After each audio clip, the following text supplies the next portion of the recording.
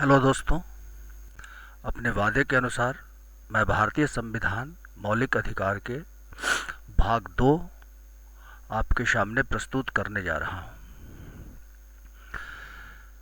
इस वीडियो में हम स्वतंत्रता के अधिकार की चर्चा करेंगे, जिसके अंतर्गत आर्टिकल 19, आर्टिकल 20, आर्टिकल 21 और आर्टिकल 22 से संबंधित प्रावधानों की विवेचना की जाएगी। साथ ही साथ इसमें हम प्रेस की स्वतंत्रता संबंधी जो संवैधानिक प्रावधान हैं उनकी विवेचना करेंगे तथा निवारक निरोध प्रिवेंटिव डिटेंशन इसकी चर्चा करेंगे। इससे पहले कि हम लोग अध्ययन शुरू करें, मैं दो बातें आपसे साझा करना चाहता हूं। पहला ये कि मेरे कुछ दोस्तों ने कमेंट किया है कि मेरे वीडियो में हिंदी के बहुत ही क्लिष्ट शब्दों का प्रयोग किया गया है।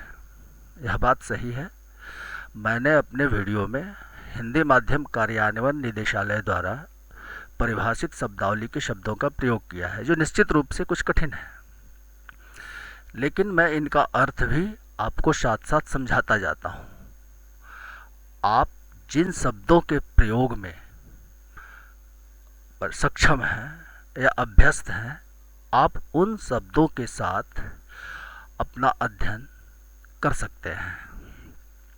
दूसरा कि यदि आपको मेरे इस अध्ययन सामग्री में कुछ कमियां नज़र आती हैं या फिर आप हमसे कुछ अधिक अपेक्षा करते हैं कोई अन्य चीज़, तो आप अपने कमेंट्स में हमको ज़रूर बताएं। मैं पूरी कोशिश करूंगा कि आपकी हर शंका का समाधान हो।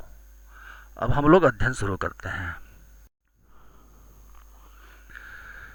स्वतंत्रता का मौलिक अधिकार, जैसा कि हमने आपको पहले भी अपने पहले वीडियो में बताया था कि स्वतंत्रता के मौलिक अधिकार की विवेचना संविधान के अनुच्छेद 19, 20, 21 तथा 22 के अंतर्गत की गई है। अब अनुच्छेद 19, संविधान के अनुच्छेद 19(1) में देश के नागरिकों को 6 प्रकार की स्वतंत्रता प्रदान की गई है। यह स्वतंत्रता वाक एवं अभिव्यक्ति की स्वतंत्रता है पहली, अर्थात कि कोई भी नागरिक अपने विचारों को व्यक्त कर सकता है। दूसरा है शांतिपूर्ण निरायुध सम्मेलन करने की स्वतंत्रता, कि बिना अस्त्र शस्त्रों के आप कोई भी सम्मेलन कर सकते हैं। संगम या संघ बनाने की स्वतंत्रता है तीसरी स्वतंत्रता। चौथी है भारत में सर्वत्र भ्रमण करने की स्वतंत्रता। पांचवी, देश के किसी भी भाग में निवास करने या बस जाने की स्वतंत्रता। आपको पता होगा कि जम्मू एंड कश्मीर के विशेष प्रावधान के तहत वहां देश के अन्य नागरिकों को बसने की स्वतंत्रता नहीं थी, लेकिन आर्टिकल 370 के खत्म होते ही अब यह प्रतिबंध भी जम्मू कश्मीर से समाप्त हो गया है। छठी स्वतंत्रता है वृत्ति उपजीविका व्यापार करने की स्वतंत्रता। आप मनचाहा व्यापार या अपने जीविकोपार्जन हेतु कोई भी वृत्ति आप अपना सकते हैं। आगे बढ़ें। जैसा कि कुछ विद्वानों का मानना है, और यह सही बात भी है, कि स्वतंत्रता अगर अमर्यादित हो तो फिर अराजकता की स्थिति आ जाएगी। हर व्यक्ति अगर अपने अपने अधिकारों का प्रयोग करे, एक तरह से कहिए कि दुरुपयोग करना शुरू करे, तो अराजकता की स्थिति आ जाएगी। ऐसी स्थिति में हमारे संविधान के अनुच्छेद 19(2) में इन स्वतंत्रताओं पर कुछ निर्बंधन अर्थात मर्यादाएं अधिरोपित की गई हैं। इन निर्बंधनों के आधार जो हैं अनुच्छेद 19(2) आर्टिकल 19(2) में दिए गए हैं, जिनमें शामिल हैं राज्य की एकता तथा अखंडता, लोक व्यवस्था, सदाचार, विदेशी राज्यों से संबंध, न्यायालयों की अवमानना, अपराध उद्दीपन, मानहानि आदि। अर्थात यदि आपको बोलने की स्वतंत्रता है, इसका मतलब यह नहीं है कि आप किसी की मानहानि करेंगे या कोई अपराध को भड़काएंगे। न्यायालयों की अवमानना करेंगे। विदेशी राज्य आपके किसी स्टेटमेंट से विदेशी राज्यों के मैत्रीपूर्ण संबंध पर अगर प्रतिकूल प्रभाव पड़े तो आर्टिकल 19(2) में इन स्वतंत्रताओं पर कुछ मर्यादाएं लागू की गई हैं। लेकिन इस बात की चर्चा वैसे तो मैं अपने अगले वीडियो में करूंगा कि हमारे न्यायालयों को न्यायिक पुनर्विलोकन की असीमित अधिकारिता है, अर्थात जुडिशियल रिव्यू की। तो सरकार अगर इन आधारों पर आपकी स्वतंत्रता पर कोई प्रतिबंध लगाती है तो न्यायालय इसमें सक्षम है कि वो उसकी तर्कसंगतता की जांच करे, और यदि वह असंगत है, गैर तार्किक है, तो उन प्रतिबंधों को न्यायालय समाप्त कर सकते हैं। यहाँ एक महत्वपूर्ण तथ्य है कि सरकार द्वारा यदि 19(2) के प्रावधानों के अंतर्गत किसी नागरिक की स्वतंत्रता पर प्रतिबंध लगाया जाता है तो इसकी तर्कसंगतता का परीक्षण न्यायालय कर सकते हैं और असंगत पाए जाने पर प्रतिबंध को समाप्त कर सकते हैं। आगे बढ़ते हैं। अब इसी से संबंधित प्रेस की स्वतंत्रता है। इस संबंध में संघ लोक सेवा आयोग, राज्य लोक सेवा आयोग और कर्मचारी चयन आयोग की प्रारंभिक और मुख्य दोनों ही परीक्षाओं में इससे संबंधित प्रश्न पूछे गए हैं और पूछे जाते हैं। तो प्रेस की स्वतंत्रता को भारतीय संविधान में किस प्रकार सुनिश्चित किया गया है, इस तथ्य की अब हम विवेचना करेंगे। प्रेस की स्वतंत्रता की गारंटी देने के संबंध में संविधान में कोई अलग से विशिष्ट प्रावधान नहीं है। वस्तुतः यह अनुच्छेद 19(1) क के अंतर्गत प्रदान किए गए अभिव्यक्ति की व्यापक स्वतंत्रता में ही सम्मिलित है। इस प्रकार प्रेस की स्वतंत्रता भी अनुच्छेद 19(2) में दिए गए मर्यादाओं के अंतर्गत परिसीमित है, अर्थात राज्य की सुरक्षा, भारत की प्रभुता और अखंडता, विदेशी राज्यों के साथ मैत्रीपूर्ण संबंध, लोक व्यवस्था, शिष्टाचार, सदाचार, न्यायालय की अवमानना, मानहानि, अपराध को प्रोत्साहन आदि के आधार पर प्रेस की स्वतंत्रता पर भी प्रतिबंध लगाया जा सकता है। लेकिन प्रतिबंध की तर्कसंगतता, जैसा कि मैंने पहले भी आपको बताया, का विनिश्चय न्यायालय कर सकते हैं और संगत पाए जाने पर इसे समाप्त कर सकते हैं। अब इस संदर्भ में दो महत्वपूर्ण तथ्य उल्लेखनीय हैं कि भारत में शांति के समय में भी प्रेस की स्वतंत्रता को कम किया जा सकता है, जैसा कि इंग्लैंड में नहीं है।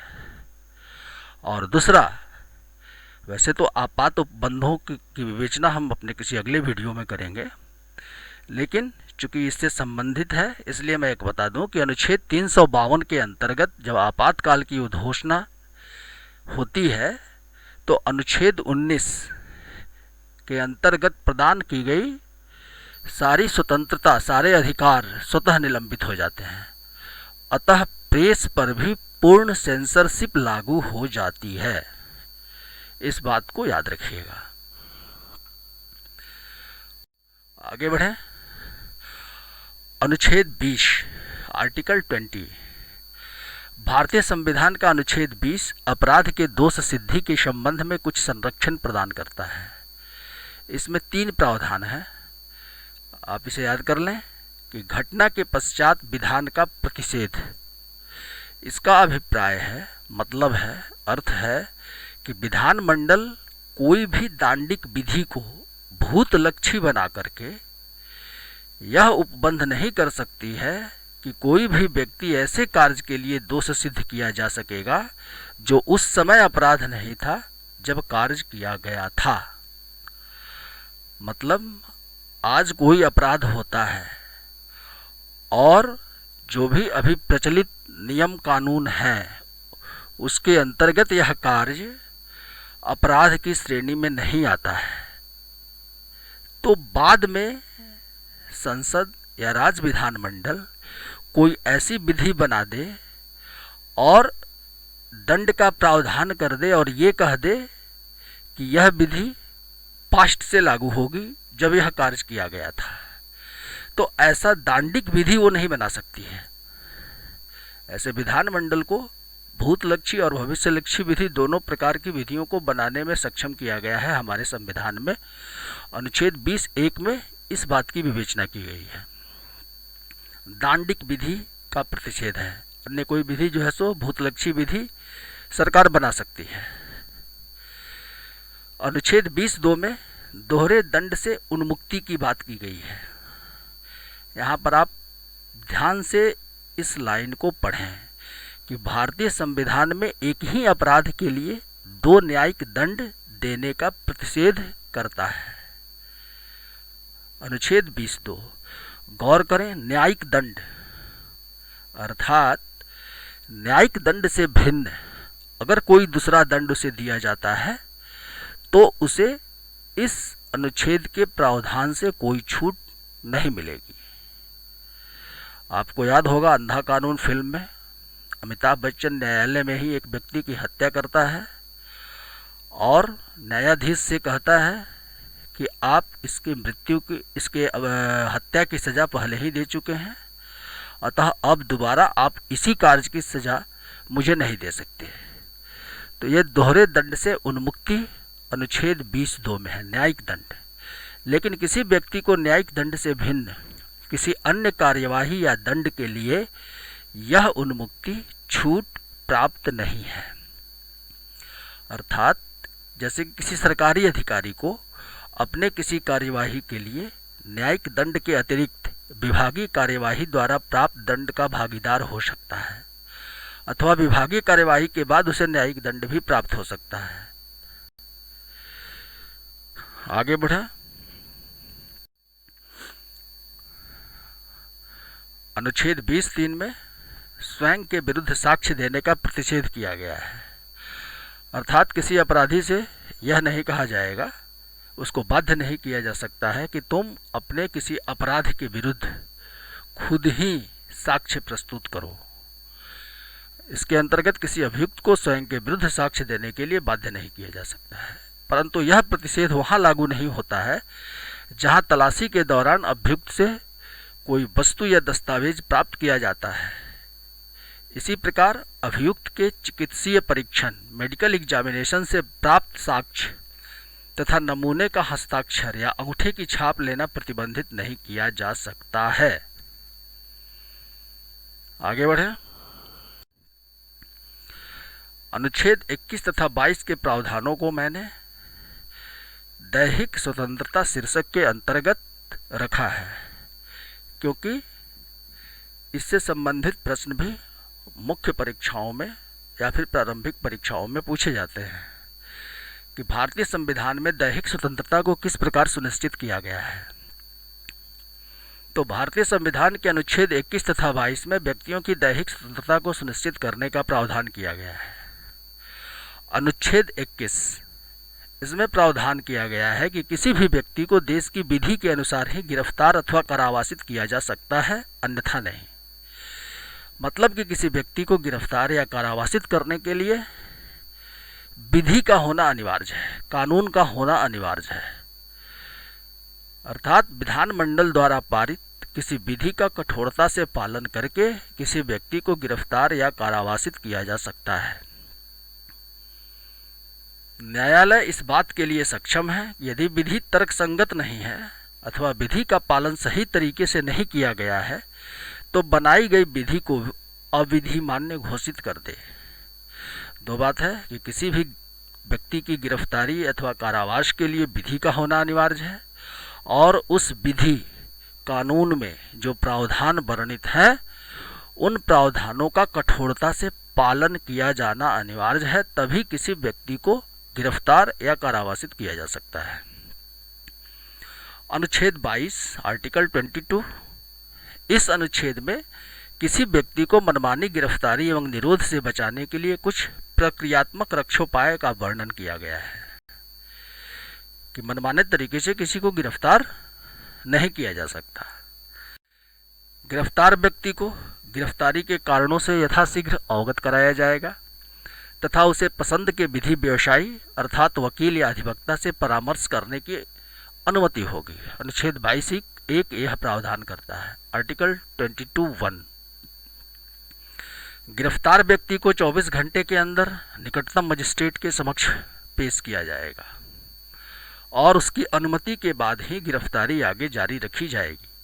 अनुच्छेद 22(2) लेकिन शत्रु अन्य देशीय को तथा निवारक निरोध में निरुद्ध किए गए व्यक्तियों को यह रक्षोपाय प्राप्त नहीं होंगे, यह छूट प्राप्त नहीं होंगे। अनुच्छेद 22(3) यह अधिकथित करता है। जैसा कि आपको मैंने पहले भी बताया था कि अगर कोई नागरिक देश का यह महसूस करता है कि उसकी गिरफ्तारी गैर कानूनी रूप से की गई है तो वह सीधे उच्चतम न्यायालय से बंदी प्रत्यक्षीकरण रीट की मांग कर सकता है यदि उसे 24 घंटे के अंदर निकटतम मजिस्ट्रेट के सामने प्रस्तुत नहीं किया जाता है तो यह अनुच्छेद 22 के प्रावधान है। तो अनुच्छेद 21 और 22 नागरिकों के दैहिक स्वतंत्रता को सुनिश्चित करते हैं। अब है निवारक निरोध। जैसा कि मैंने पहले आपको बताया था कि अनुच्छेद 22 में जो छूट प्राप्त है वह निवारक निरोध में निरुद्ध किए गए, गिरफ्तार किए गए व्यक्ति को प्राप्त नहीं होंगे। तो परीक्षाओं में यह प्रश्न आते हैं कि निवारक निरोध क्या है और संविधान में इस संबंध में क्या प्रक्रिया अधिकथित की गई है, बताई गई है, उल्लेख किया गया है। तो निवारक निरोध का अर्थ है कि किसी भी व्यक्ति का विचारण किए बिना निरोध। इस प्रकार की गिरफ्तारी के पीछे पूर्व धारणा यह है कि यदि व्यक्ति को गिरफ्तार नहीं किया गया तो वह दोषपूर्ण कार्य करेगा, अर्थात जब गिरफ्तार करने वाले प्राधिकारी के पास उपलब्ध साक्ष्य उस व्यक्ति को अपराधी साबित करने के लिए पर्याप्त नहीं होते हैं तो संदेह के आधार पर उसे गिरफ्तार किया जाता है, आशंका के आधार पर कि यदि इसको अभी गिरफ्तार नहीं किया गया तो यह कोई गंभीर अपराध को अंजाम दे सकता है।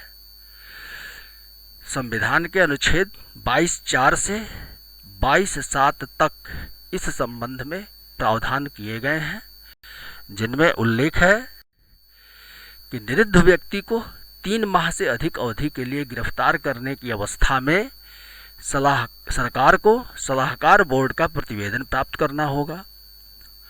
यह बोर्ड उच्च न्यायालयों के न्यायाधीशों, सेवानिवृत्त न्यायाधीशों या नियुक्ति के लिए अर्हित न्यायाधीशों से मिलकर बनेगा, जो अभियुक्त के द्वारा अपनी गिरफ्तारी के विरुद्ध दिए गए साक्ष्य की जांच करेगा। निरुद्ध व्यक्ति को निरोध के आधार शीघ्र ही बताए जाएंगे। दूसरा, परंतु प्राधिकारी कुछ तथ्यों को प्रकट नहीं कर सकते हैं जिन्हें वे लोकहित में प्रकट करना जरूरी नहीं समझते हैं। तीसरा, अभियुक्त को यथाशीघ्र निरोध के विरुद्ध आवेदन करने का अवसर प्रदान किया जाएगा। चौथा, संसद को सलाहकार बोर्ड की प्रक्रिया, उससे प्रतिवेदन प्राप्त करने की अवधि, निरोध की अधिकतम सीमा आदि का प्रावधान करने, नियम बनाने का अधिकार है। तो यहाँ उल्लेखनीय बात यह है कि निवारक निरोध से संबंधित प्रावधान स्वतः लागू नहीं होते हैं, स्वयंमेव लागू नहीं होंगे, बल्कि इसके लिए विधि बनानी होगी और इसके लिए संसद एवं राज्य विधानमंडल दोनों को सक्षम किया गया है। संसद द्वारा बनाए गए कुछ अधिनियम निम्नलिखित हैं। Maintenance of internal security act मिसा 1971, foreign exchange conservation and prevention of smuggling activities 1974, terrorist and disruptive activities prevention act Tada 1985, इसकी जगह पर अब पोटा आ गया है, prevention of terrorist activities act 2002, unlawful activities prevention act 2008। तो इस तरह से सरकार ने निवारक निरोध से संबंधित कई अधिनियम पारित किया है संसद ने। अब हम विभिन्न प्रारंभिक प्रतियोगिता परीक्षाओं में पूछे गए प्रश्नों पर थोड़ा नज़र डाल लें। जैसे कि मूल संविधान में नागरिकों को कितने मौलिक अधिकार प्रदान किए गए थे, किस अनुच्छेद में कहा गया है कि किसी भी व्यक्ति को एक ही अपराध के लिए एक बार से अधिक अभियोजित एवं दंडित नहीं किया जाएगा, भारतीय संविधान के किस अनुच्छेद से प्रेस की स्वतंत्रता संबंधित है, संपत्ति के मूल अधिकार को किस संवैधानिक संशोधन अधिनियम द्वारा समाप्त किया गया है, अनुच्छेद 352 के अंतर्गत आपात की उद्घोषणा के साथ कौन सा मौलिक अधिकार स्वतः निलंबित हो जाता है। संविधान वैसे इस संबंध में हम आगे चर्चा करेंगे कि अन्य अधिकारों पर आपात की उद्घोषणा का क्या प्रभाव पड़ता है, लेकिन आप इतना जरूर जान लें कि जैसे ही अनुच्छेद 352 के अंतर्गत आपात की उद्घोषणा होती है, अनुच्छेद 19(1) के सारे अधिकार अपने आप स्वतः निलंबित हो जाते हैं। संविधान के किस भाग को संविधान की आत्मा के रूप में वर्णित किया गया है, भारतीय संविधान के किस भाग में मौलिक अधिकारों का वर्णन किया गया है, वह रिट क्या कहलाती है जो भारत में उच्चतम न्यायालय किसी व्यक्ति या सार्वजनिक संस्था को यह आदेश देती है कि वह अपने कर्तव्य का पालन करे, संपत्ति के अधिकार के संबंध में संविधान में किस अनुच्छेद को जोड़ा गया है, कौन सा अधिकार अब मौलिक अधिकारों की श्रेणी में नहीं है। इन सारे प्रश्नों का उत्तर आप मौलिक अधिकारों से संबंधित भाग 1 और 2 के मेरे वीडियो का अध्ययन करके आप आसानी से दे सकते हैं। रिट याचिकाओं से संबंधित जो मेरा वीडियो है उसमें भी कुछ प्रश्नों का उत्तर आपको आसानी से मिल जाएगा। अब मुख्य परीक्षाओं में जो पूछे गए हैं प्रश्न, प्रेस की स्वतंत्रता से संबंधित संवैधानिक प्रावधानों की विवेचना करें, निवारक निरोध क्या है, भारत में भारतीय संविधान में दैहिक स्वतंत्रता को किस प्रकार सुनिश्चित किया गया है। तो मैं समझता हूँ कि ये अध्ययन सामग्रियाँ आपके लिए काफ़ी उपयोगी होंगी और आप निश्चित रूप से बेहतर अध्ययन कर पाएंगे, ऐसा मेरा मानना है। यदि आपको यह प्रस्तुति उपयोगी लगती है तो प्लीज़ आप मेरे इस वीडियो को लाइक और सब्सक्राइब करना नहीं भूलें, ताकि मौलिक अधिकारों से संबंधित मेरा तीसरा प्रस्तुतिकरण भाग 3 आपको आसानी से प्राप्त हो सके। मेरी कोशिश होगी कि मौलिक अधिकार से संबंधित जो बचे हुए प्रावधान हैं, जो बचे हुए मौलिक अधिकार हैं, उनको मैं भाग 3 में समाहित करूं। धन्यवाद।